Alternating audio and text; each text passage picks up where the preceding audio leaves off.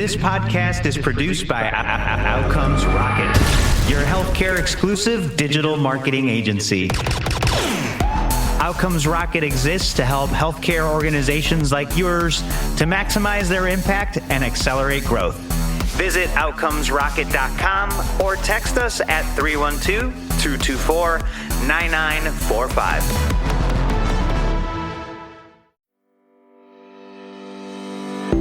Hello, everyone, and welcome back to the Outcomes Rocket. So glad that you joined us again today.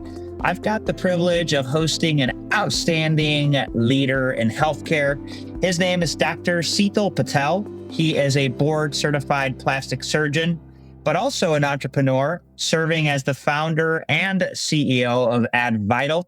At AdVital, they're working to revolutionize the way that patient management in the aesthetic practices and med spas happens through innovative technology. He's probably one of the most innovative guys I know. I learned stuff from him, and I'm excited to share his perspective with everyone with us today. So, Dr. Patel, thanks so much for joining us.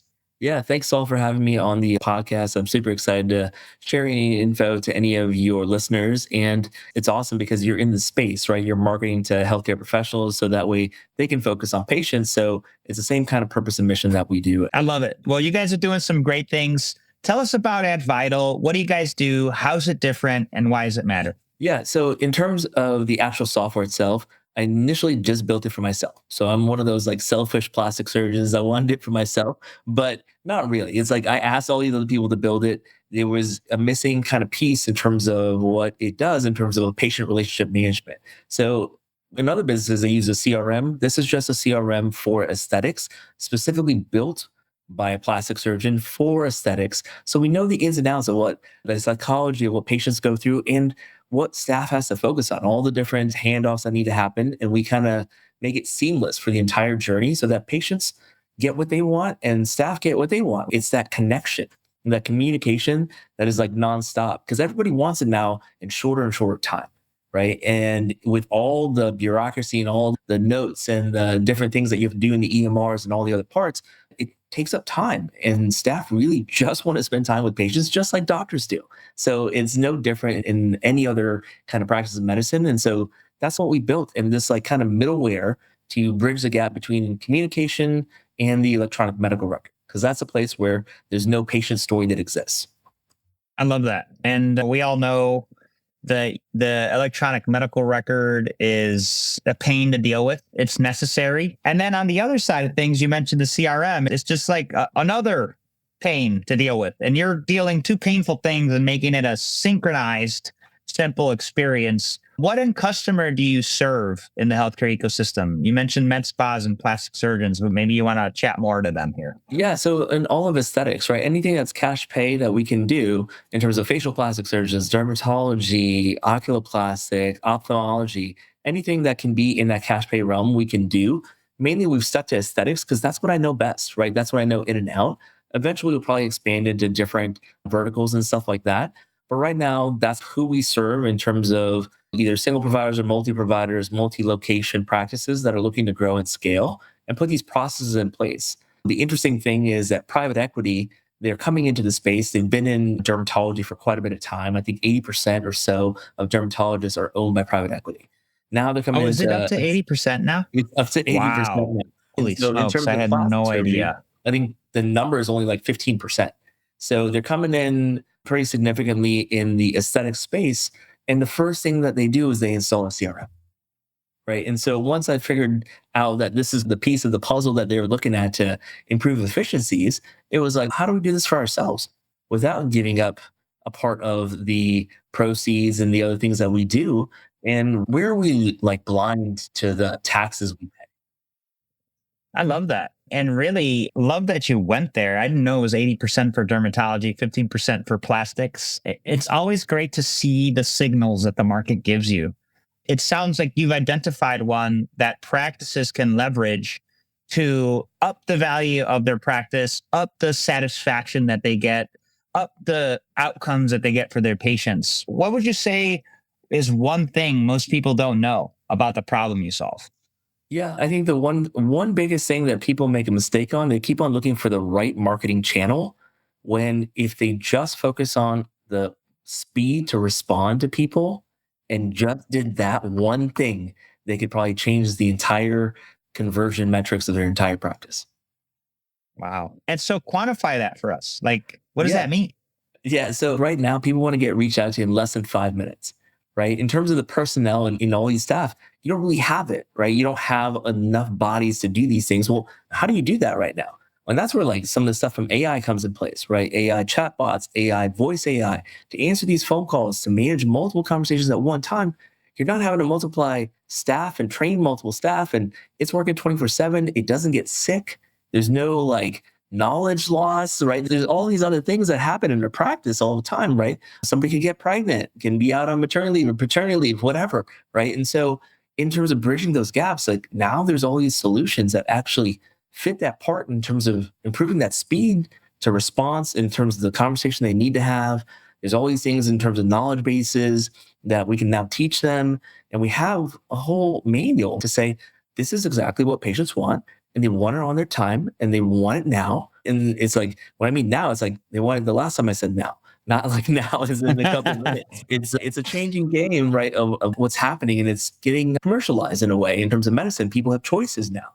20, 30 years ago, people didn't have choices. They went to who the last person referred them to. Nowadays, people are shopping around. They're looking at reviews. They're looking at your work and before and after. It's not just one thing anymore, right? They're checking out your social media. Are you active? Are you not? Are you posting? What are you posting about? Or is it the procedure that I'm interested in? What do those results look like? They're actually going far down the line and researching before they commit to anything. Yeah, no, it's so true. And that speed to response is key. What are you doing about it? I've actually called Dr. Patel's office because we had a chat about AI and it works so smooth.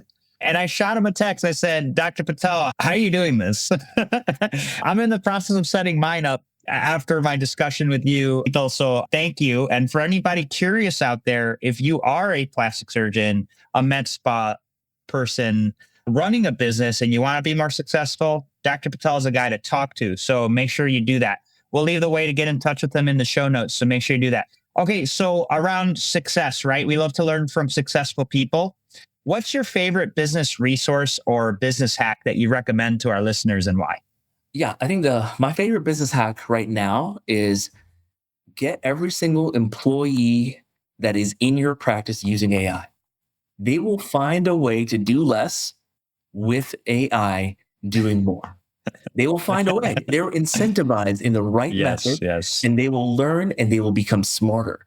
So instead of you having one person that does one thing, now you have a Swiss Army knife. And that Swiss Mhm. Army knife can do multiple things because they have now the access to the knowledge that nobody either trained them on or didn't do these other pieces. And even role playing sales, you can do that with AI. You don't have to hire somebody for thousands of dollars and this other stuff. You can Are literally ask you, them. and are you, for the sales side of things, are you doing it like written or are you speaking to it? Yeah, so we're doing both, right? In terms of You're doing speaking and both? written, because I want them to learn how to text people and I want them to learn how to speak to people in person, right? Like texting is a whole different language, right? There's like a Oh, whole yeah. tonality of like where you're like if you text somebody the same words and you say them, it can mean two completely different things. And so in terms of texting, you do have to be careful on how it's read. And the younger generation's used to it. They grew up with texting, right? And so as you have these practices that have people that are like 60, 70 years old, working front desk, back office, this and that, it's just an adoption phase. But they can still do it, right? With the tools that you have to put in their hands so that they can now do all the different things and be more of a Swiss Army knife for today, not yesterday. That's fantastic. I love that, Sito. Folks, call to action there is have your teams use AI. AI is not going to take your business down. But somebody else's business whose teams are using AI, they will take you down. So make sure you're heeding Dr. Sita Patel's advice here. Do it and learn. And you'll be surprised what your team comes up with. Well, Sito, this has been fantastic. I want to thank you for joining us today. If people want to reach out to you and better their practice and better their business, what's the best place that they could do that? Yeah, so we have a website of advitalemd.com. They can reach us out on Instagram as well, advital LLC, and then also on LinkedIn as well. You can hit me up of Dr. Shitel Patel and DM me or message me as well. And I'm happy to answer any questions. The true goal of AdVital is to help as many providers as possible because providers exponentially help the community. So if I can help providers, it's automatically lighting the match that can light the entire place to be treating them as many people as possible with the right procedures and the right outcomes. That's awesome, Dr. Patel. Well, look, I want to thank you very much for your sage and very practical advice. Folks, let's take advantage of it.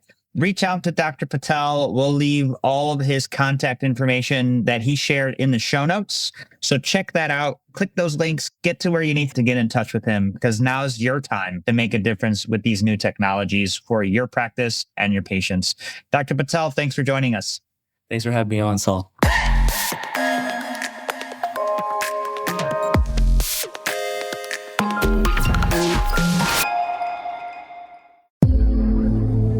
This podcast is produced by Outcomes Rocket, your healthcare exclusive digital marketing agency. Outcomes Rocket exists to help healthcare organizations like yours to maximize their impact and accelerate growth. Visit outcomesrocket.com or text us at 312-224-9945.